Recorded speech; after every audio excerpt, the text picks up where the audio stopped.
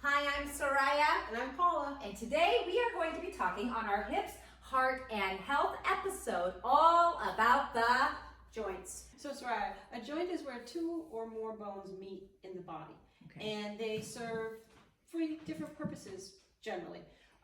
To move the body, to hold the skeleton together, and also to protect the internal organs.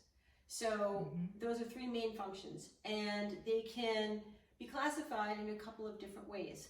One by the type of joint they are, and the second by what movements they perform.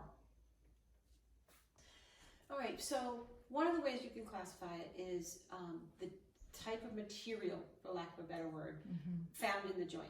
So there's fibrous joints, and those are, for example, the way the bones of the skull stay together, and they don't really move. There's just tissue that keeps them together, and they protect the brain.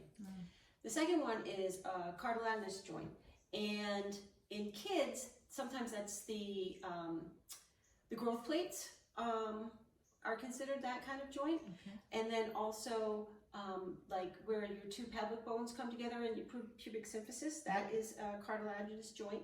Those joints tend to move ever so slightly. They're not required, they don't want to be used for movement, but they have some give and take to them. So finally, there's a synovial joint. The synovial joint is a joint in which two bones come together within a capsule, and that capsule is filled with synovial fluid. That fluid bathes the joint and the cartilage at the end of the bones and reduces friction and provides lubrication. Synovial joints are very much responsible for movement, and examples are the shoulders, the hips, the knees, and the elbows. The other way you can characterize joints is by their function and how many planes of motion that they move in. Soraya is going to demonstrate, as you hear me in the background talking about the different types of joint motions. Soraya, you ready to demonstrate for me? I am praying I can do it. Yes, let's do it. Let's do it. You got this. Okay, I got it. All right, the first type of joint classification is uniaxial, and that's the elbow flexion and extension. Another example of it is the knees, flexion and extension. And hey, don't you do that in the beginning of your Raqisa? We do this in our warm-up. So that's fantastic. All right, the next one is a biaxial joint. And that example of that joint, it will move in two different directions. And an example is the carpals in your hands. So look, they'll open and close, but then they also flex and extend and going up and down. So they'll go in two different ranges of motion. Fantastic. Thank you. All right, finally. Yes. It's the triaxial joints. I love the triaxial joint. Yes, yes. And two examples. First would be the shoulder. And that shoulder can once again, it can go, forward and back and all the way around. Three ranges of motion. Transverse plane. Okay, so this is the sagittal, this is the frontal. Yeah? Yep, and then just the rotation. Rotation. Yep. Okay. So because it can move in all those different ranges of motion. Then I can do my belly dancing movement. That's right. It allows you to do that. Right? Perfect. You need these triaxial joints. All right, and the other one is those hips. Those glorious hips. Glorious hips. Glorious hips. All right, so those hips, right, they can go forward and back, flexion and extension. Oh, now we're going to add. Sorry, sagittal plane, so forward and back. Flexion and extension, abduction and adduction, so in and out. And then it can do circumduction, around. In both ways. In both ways, forward and back. We do this one in some of our warm-ups as well.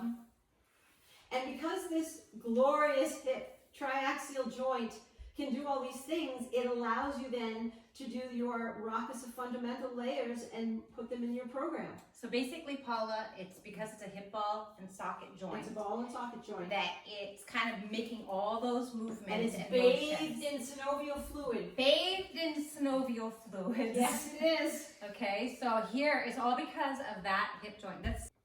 So Raqisa means female dancer in Arabic, and our Rock the Bar method is a bar fitness belly dance technique method. I like to think of this as an ancient solution to our modern day wellness because the articulation of the joints are so specific within belly dancing, and all ranges of motion. So let's get a little more into detail about our joints. I would say is as we age, just through the aging process, our joints begin to degenerate. Yeah. And what happens is the cartilage becomes a little smaller, the fluid in the joints becomes a little bit less. And maybe the muscles don't pull those joints in the same range of motion that they did when you were younger. Yeah.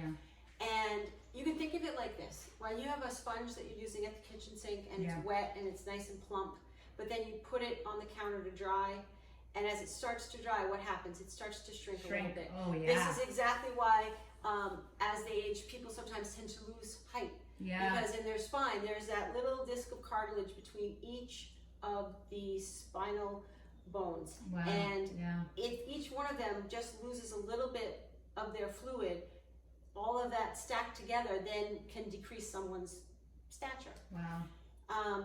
In the joints, you do lose a little bit as well of the synovial fluid that, once again, we talked about bathes and also provides less friction within the joint. Right. So by doing the movements, you're helping, as you like to say, motion is lotion. Motion and is that motion. is moving that synovial fluid within the joint. Yeah. Maybe to, since there's less of it, it's allowing it to cover more space in the joint capsule. Wow. Yeah. And also, maybe some of the movements that you're doing, the movements that you are doing in the Rock the Bar program with the layered hip movements, your fundamental layered hip movements, are not necessarily something that you walk around doing in everyday life. Yeah, you're right. But they are part of how the hip is supposed to move. That's right. And therefore, you are continuing to do the movement, therefore continuing to keep that range of motion within the joint. Yeah, fantastic. That's so true.